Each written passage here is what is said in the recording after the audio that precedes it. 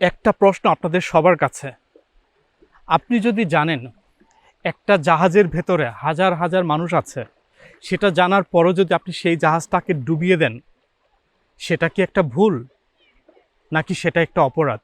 1945 সালের 3রা মে দ্বিতীয় বিশ্বযুদ্ধের সময় নয়স্টাটের এই বেতে 3টা জাহাজ ছিল, কেপ আরকোনা, থিলবেক এবং ডয়েসল্যান্ড।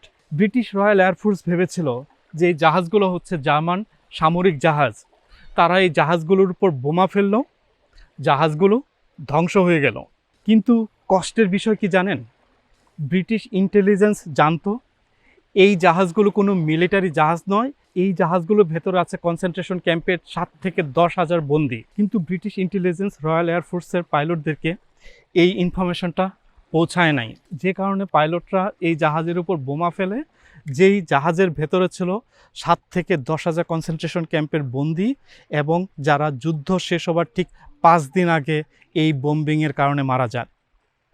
এখন আপনার কাছে প্রশ্ন, এটা কি ব্রিটিশ ইন্টেলিজেন্সের ভুল ছিল নাকি এটা একটা অপরাধ?